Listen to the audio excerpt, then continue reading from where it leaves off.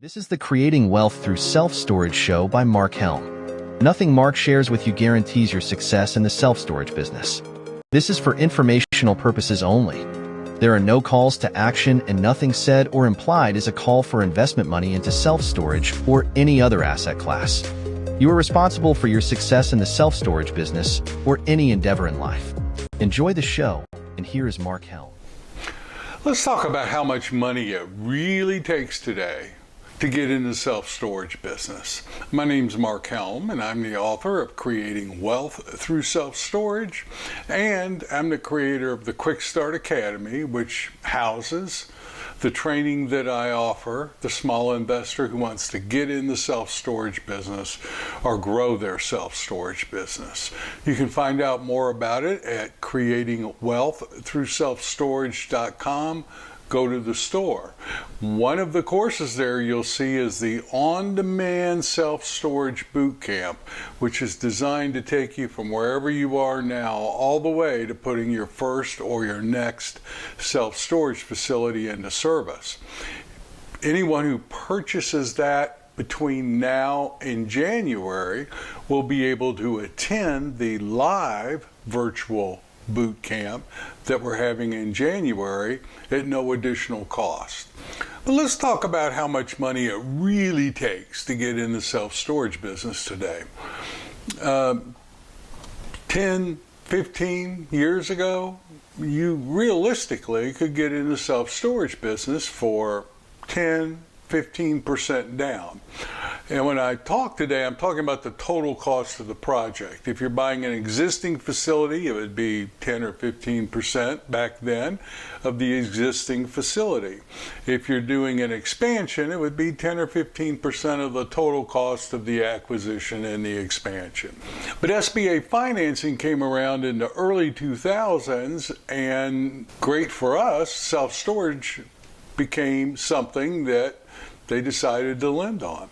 But even with SBA financing today, it's been a long time since I've seen 10 or 15% down actually work if you're doing any type of value add play. And for most of us small investors, the value add plays we're talking about are putting more self-storage into service. So even though theoretically you can still get into business with 10 to 15% down, what's changed? Well, two things. Primarily, one, higher interest rates, and we'll look today and see how that impacts what I'm talking about. And two, higher construction cost. Even though you can theoretically get in with 10% down, these two factors impact drastically how much an SBA lender is going to actually give you today. And if you're using traditional bank financing, it's been 25 to 35% down. Still is. So let's take a deal I'm currently working on with someone right now. So I'm consulting and coaching a group that is looking to do a development. They couldn't find anything they wanted, but they're doing a development. And initially it was a boat and RV development and self-storage. That was what got approved for development approval. But as they got their feasibility report, the competitive rates for the parking, the boat and RV portion, are lower in this particular trade area they're looking at. And it really impacted the income and what the bank was going to lend them. So they have pivoted, and in the first phase of this project, it is all self-storage. Why? Because they can get more income, get a higher loan amount for it. The thought being they get the stabilization, refinance, and then at that point, add the parking. But this SBA lender, like most SBA lenders, has two main benchmarks that they look at. And if you're getting into business or growing the business, considering using SBA or any financing for that matter, you got to know what their benchmark numbers are. And this particular lender's benchmark numbers are: one, they want to see the facility break even 24 months after it opens. And in most cases, that's year 3 of the deal, because the first year you're building it. And then 2, they want to see a debt coverage ratio of 1.25% by month 36. That is the key benchmark. That is the benchmark that will tell you how much money they can actually loan you, even though they'll tell you they can loan 90%, 85%. So what a 1.25 debt coverage ratio by month 36 really means is that the net operating income minus operating expenses, before your loan payment and before any capital improvements, net operating income needs to be at least 25% higher than the loan payment. And you calculate that by dividing the NOI by the debt service, the loan payment amount, yearly numbers. That will tell you what your debt coverage ratio is. Then, whatever the loan payment needs to be to hit a 1.25 debt coverage ratio, however much debt that 1.25 is going to service in month 36 is the amount that they will loan you. Can you see how interest rates really affect that? A debt service, a loan payment amount at 4.5% interest services a lot more debt than a loan payment at 8.5% interest. So even though they'll quote you you can get in with 10 or 15% down, reality is on the ground, whatever the 1.25 is what the maximum loan amount's going to be. If you go with traditional bank financing and it's a development, you're probably putting 35% down, if not more. If it's an expansion or maybe even a conversion with some construction involved and some income coming in, you could maybe be able to do a 75% loan to value today with traditional bank financing. Lending has gotten tighter. Now, an alternative, a possible alternative, I'll say, is private debt.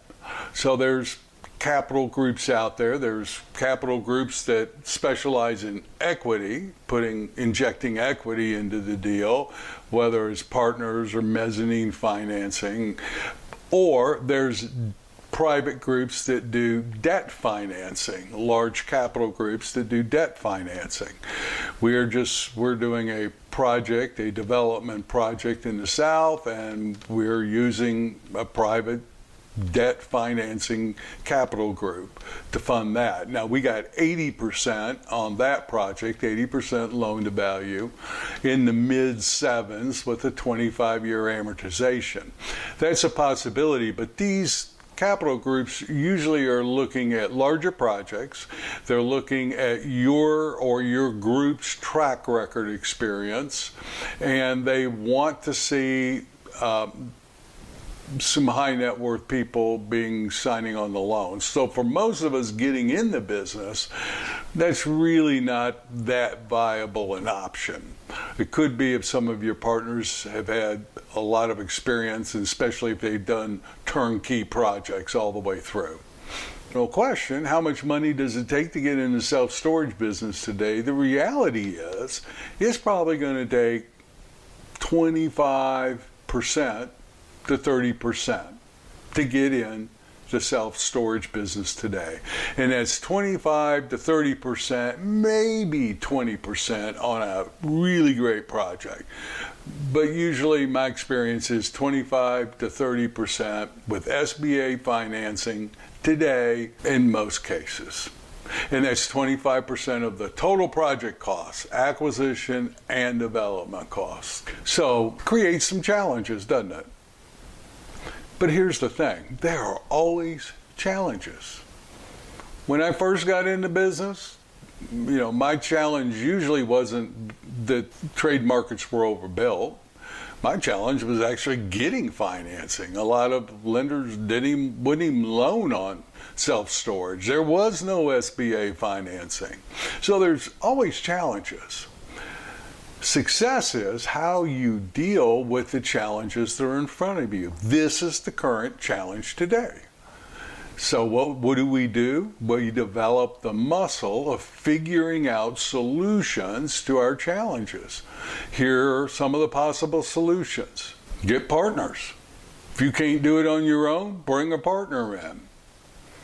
Or bring a partner in who has a lot of development experience and go for some private capital debt financing. Use seller financing for part of it and use an SBA lender who will allow seller financing and get some favorable terms on that seller financing, like interest only or no payments during the development phase or something of that nature.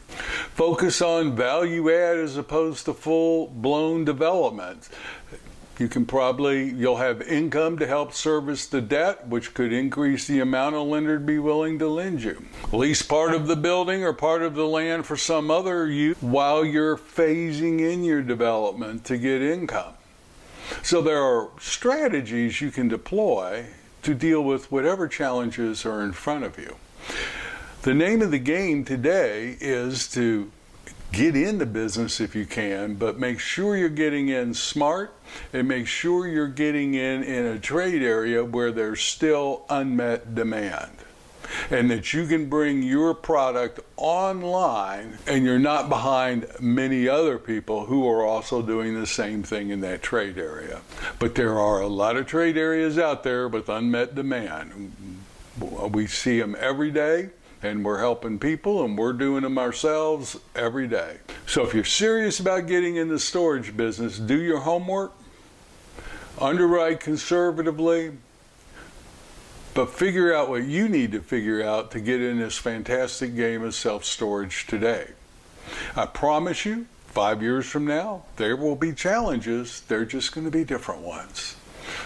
My name is Mark Helm. I'm the author of Creating Wealth Through Self-Storage, and I'm the creator of the Storage World Analyzer, which is one of the financial analysis tools we use to analyze these opportunities that we're talking about in this episode. So thank you very much, and I look forward to being with you next week.